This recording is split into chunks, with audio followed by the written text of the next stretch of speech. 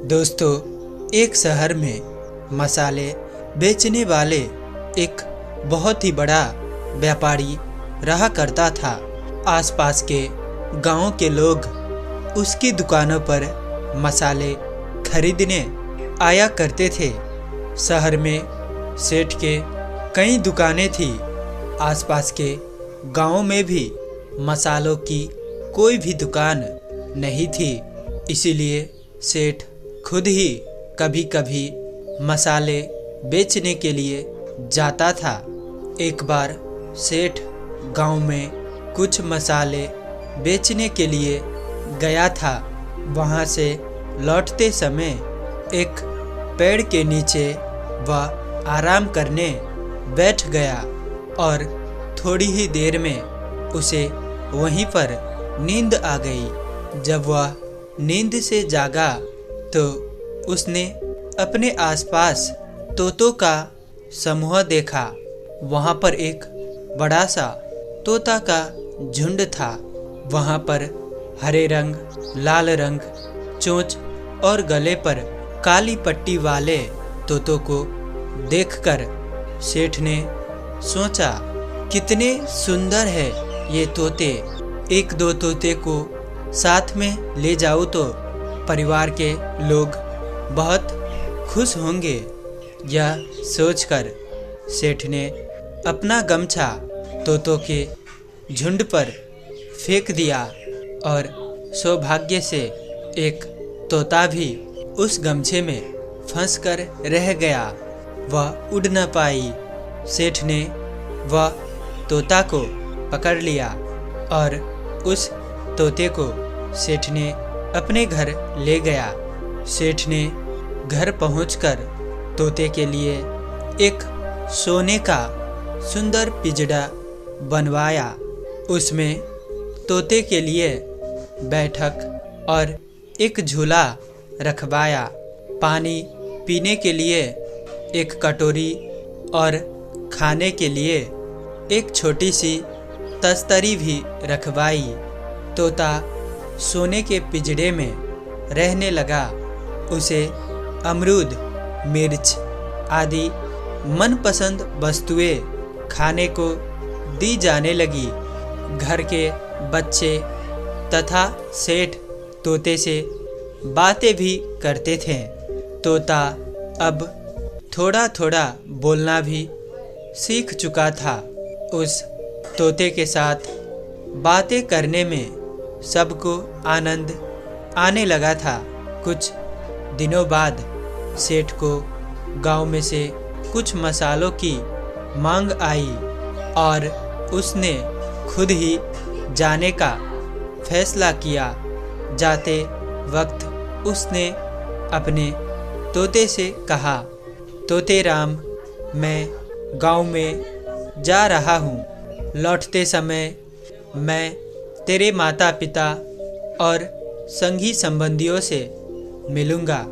तुझे उसके लिए कोई संदेश भेजना है तो मुझे बता। तोते ने कहा, सेठ जी, उन सब से कहना कि तोता भूखा नहीं है, प्यासा भी नहीं है। तोता सोने के पिंजड़े के अंदर आराम से रह रहा है, आनंद से रह रहा है। सेठ अपने मसाले बेचकर लौटते समय उसी पेड़ के नीचे आराम करने के लिए रुका। तभी तोतों का एक समूह उस पर टूट पड़ा। वे उसे चोंच से मारने लगे। उसमें से एक तोते ने सेठ से पूछा, सेठ जी, हमारा तोता क्या कर रहा है? सेठ ने उन्हें शांत करते हुए कहा, तोता भूखा नहीं है, तोता प्यासा नहीं है, तोता सोने के पिंजड़े के अंदर आनंद से रह रहा है।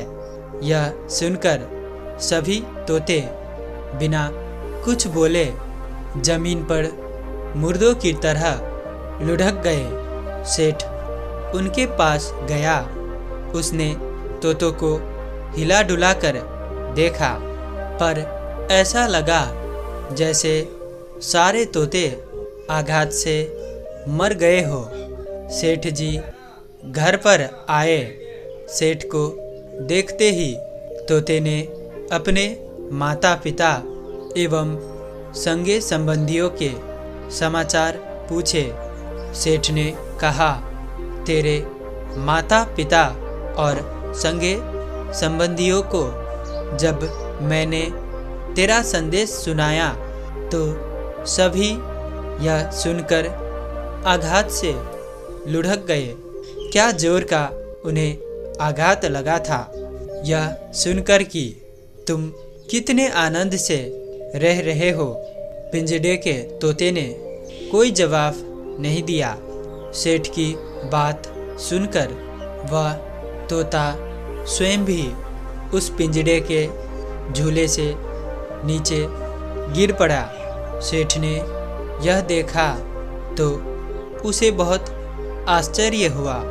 उसने पिंजरे का दरवाज़ा खोला और उस तोते को हिला डुला कर देखा। सेठ जी को लगा कि यह तोता भी आघात से मर गया है क्या। सेठ जी ने तोते को पिंजरे से बाहर निकालकर थोड़ी दूर पर रख दिया। मौका देखकर तोता पंख फड़फड़ाता हुआ वहाँ से उड़ गया और जाते जाते उसने कहा कि सेठ जी, मैं आपका आभारी हूँ। मुझे अपने माता पिता का संदेश मिल गया है। मैं उनसे मिलने जा रहा हूँ। आपका पिंजरा सोने का था, लेकिन वह पिंजरा था मेरे लिए, फिर भी वह जेल की तरह थी। हम तोता स्वतंत्र होकर उड़ना चाहते हैं, परंतु इंसान यह नहीं समझता है। वह हमें पिंजड़े में कैद करके रख लेते हैं। इतना कहकर वह तोता उड़ता हुआ जंगल में अपने माता पिता संगे संबंधियों के पास पहुंच जाता है। उसे लौटकर आया हुआ देख सब खुश हो गए और उधर वह सेठ जी भी अब यह समझ गया था कि पशु पक्षी भी स्वतंत्र होकर रहना चाहते हैं और हमें भी उन्हें स्वतंत्र ही रहने देना चाहिए। और अब सेठ जी भी सुधर गया था। वह अपने घर आए सभी पक्षियों को रोज चावल का दाना खिलाया करता था। इसी के साथ यह कहानी खत्म होती है। दोस्तों, इस काल्पनिक कहानी से मैं यह समझाने की कोशिश कर रहा हूँ कि हम आज भी इंसान पशु पक्षियों से निर्दयी व्यवहार करते हैं, उन पर हिंसा करते हैं, उन पर जुल्म ढाते हैं, उन्हें पिंजरे में कैद करके रख लेते हैं। आज भी अधिकतर लोगों के घरों में तोतों को पिंजरे में कैद करके रखे होते हैं। कई जंगली जानवरों को भी रखे होते हैं, उन्हें मारते हैं, उन पर हिंसा करते हैं। जैसा कि हम मनुष्य सभी प्राणियों में सर्वश्रेष्ठ प्राणी है, हम सोच सकते हैं। हमें भगवान ने बुद्धि दी है, विवेक दी है, इसीलिए हम अपने बुद्धि का प्रयोग पशु पक्षियों के संरक्षण में करना चाहिए, ना कि उनके विनाश में, और ना ही उन पर हिंसा करनी चाहिए। यह पृथ्वी सिर्फ हम मनुष्य के लिए ही नहीं है, केवल इंसानों के लिए ही नहीं है। कहा जाता है कि पृथ्वी सभी प्राणियों के साझा घर है। यहाँ सभी जीवों तथा प्राणियों की रहने की समान अधिकार है। बराबरी का अधिकार है, लेकिन हम इंसान अपने मनमर्जी जानवरों पशु पक्षियों का शिकार करते हैं, उनके हत्या करते हैं, उन्हें मार देते हैं, उन पर जुल्म ढाते हैं। क्या भगवान ने हम इंसानों को इसीलिए बुद्धि दी थी? आजकल हम इस पृथ्वी का, प्रकृति का, वातावरण का अधिकतर दुरुपयोग कर रहे हैं, जिसके कारण पशु पक्षी और जानवरों पर भी नकारात्मक असर दिख रहा है। पोल्यूशन, इमिनेशन आदि के कारण कई जीव जंतु और प्राणियों विलुप्त हो रहे हैं। पशु पंछी के प्रजाति विलुप्त हो रहे हैं। इस पर आज लोगों का ध्यान नहीं है। हम इंसान जथाभावी इस वातावरण का दुरुपयोग कर रहे हैं, जिसके परिणाम बाद में बहुत ही भयंकर होगा।